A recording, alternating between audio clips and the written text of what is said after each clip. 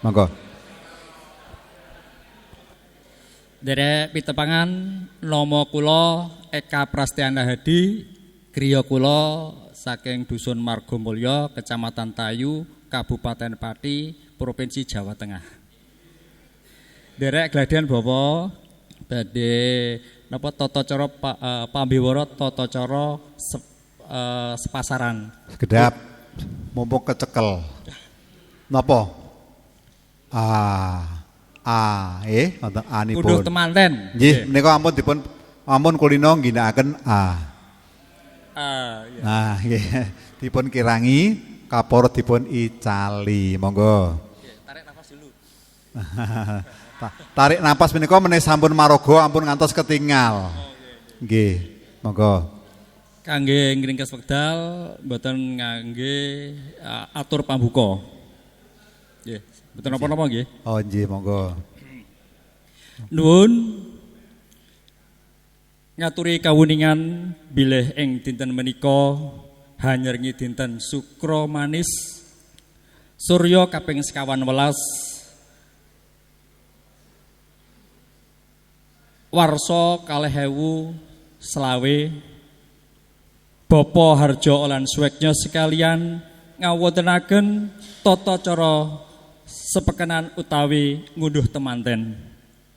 Hawit dawuhipun putra kakung ingkang nama Slamet Riyanto ingkang sampun palakrami kalian Roro Sekar Puji Atmiah putra pawestri Bapak Haji Waji sekalian ingkang pidalem ing wewengkon Pati sisih ler. Sedap. Nah, mumpung menika nggih. Cobi anggenipun ngendika ing pangangen-angen ing salebeting batos sampun dipun papanaken wonten ing pita swara napa dereng. Cobi kalau kok kula miringi kadosipun kok wonten pucuk. Wonten pucuk mriki nggih. Cobi dipun lebetaken kedhik. Keparengna jejer pambiwara ngaturaken reroncon ing tata cara ingkang rinakit. Kedap reroncon apa reroncen? Reroncone. Reroncen nggih, mohon monggo. Keparengna jejer pambiwara ngaturaken reroncon ing Reroncon apa reroncen? Nggih, monggo. Re- Nah nika. reroncening tata cara ingkang rinakit. Monggo pun lajengaken. Mekaten tata cara ingkang rinakit ing ngunduh temanten ing ari punika. Sumangga tansah nyuwun dumateng Gusti ingkang Maha Asih, mugi tata cara Purwa Madya Wasana saged lumampah kanthi wilujeng tanpa pambeng. Ewadene kula ingkang paniji minangka pambiwara ugi nyuwun pangestu murih saged mratitesaken tata cara satemah dhateng singklar saking pangeran ingkang sampun katetepaken. Sinambi hangrantu rawuhipun besan sekalian miwah penganten sarimbit para tamu kula dherekaken lenggah kanthi mardikaning penggalih. Nuwun cekap. Nggih, matur nuwun. Nah, ingkang tasih manget-manget lenggah mardu. Nah, mardu mardikaning. Wau mardu koning ya, mardu koning. Nika mangke dipun resaken. King menapa? Wah, menika jebul saestu ulah napas menika saestu baku sanget kangge maraga. Ginakaken ulah napas maraga, napas aktif. Kinten-kinten menapa kala ingkang kirang? Pripun? Ibu-ibu pripun? Oh, aja kandan-kandan. Menang ayo mendakon ana. Pripun? Wonten kekiranganipun kinten-kinten napa?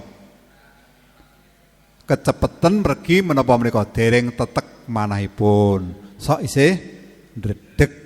Ngaten nggih? Estu isih ndredeg nggih. Mila menapa menika? Nek ndredege mboten ateges ingkang kepireng wonten ing para kadang menika wonten tembung-tembung ingkang kecritut awit kecepeten. Nggih, kecepeten. Nika nggih. Saged dipun tampi nggih. Saged nggih, mangke dipun gladi kanthi alon-alon. Lagunipun dipun rekam piyambak.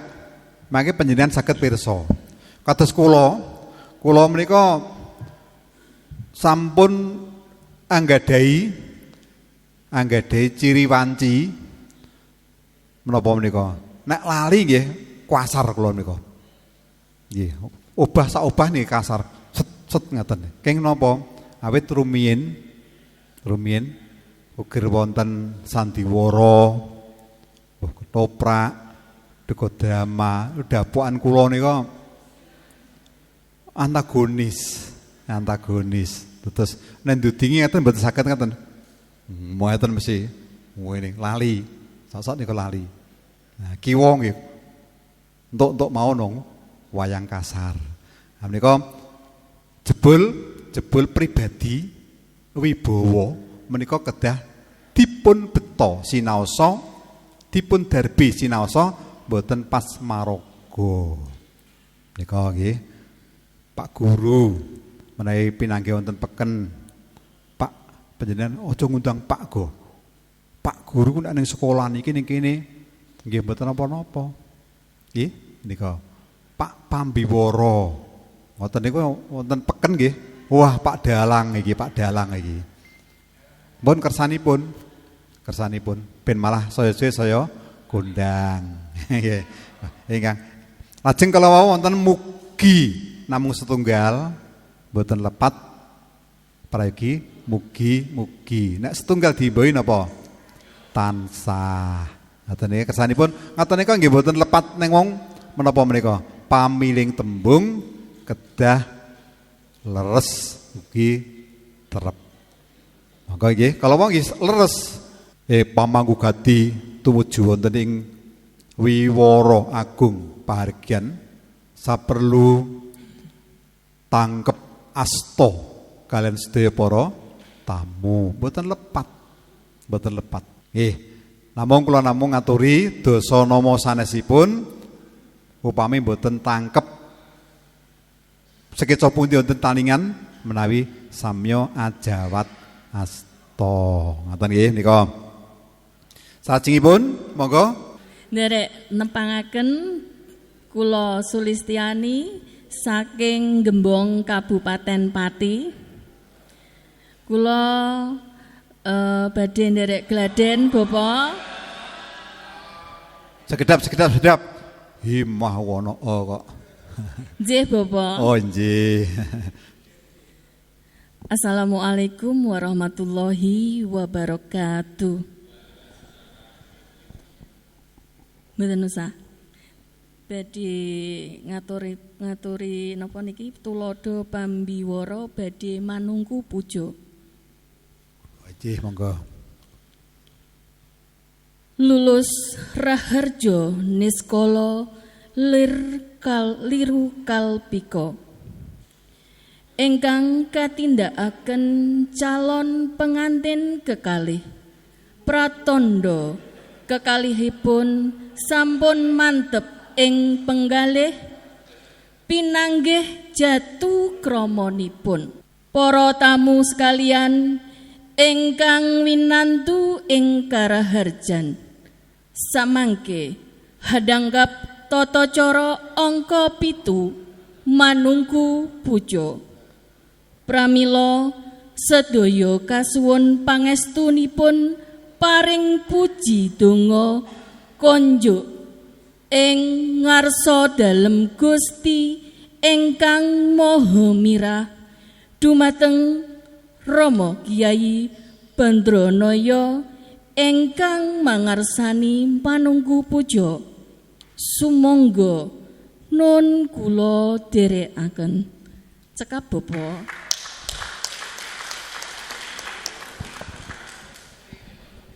Nggih, menika poweripun dos pundi? Sae. Awit sampun ginakaken napa nika napas saking padaran. Lajeng kedal A U I E O nipun dos pundi? Sampun ketawis sae nggih. Nah, nggih nika. Lajeng tasih kapireng groyok napa mboten? Tasih. Oh nggih. Ingkang pas pundi nika groyokipun? Napa? Pas pundi? Pokoke ana nggih. Oh Bandranaya. Ingkang leres Badranaya.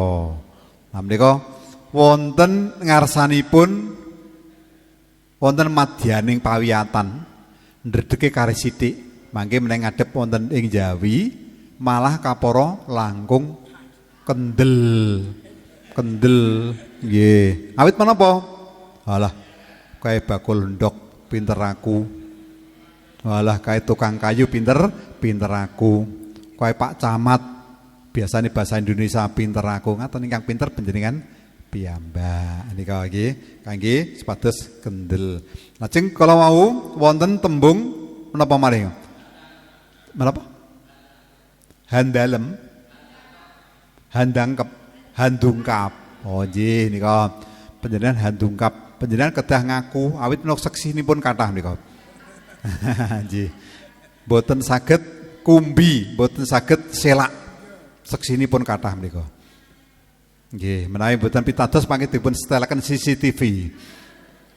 Wonten malih kala wau jatu krama, menawi dipun tambahi ipun menika jatu kramanipun.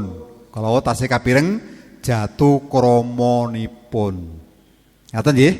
Nika sekedhik saged dipun tampi mangke dangu-dangu mila badhe jangkep kawruh panjenengan.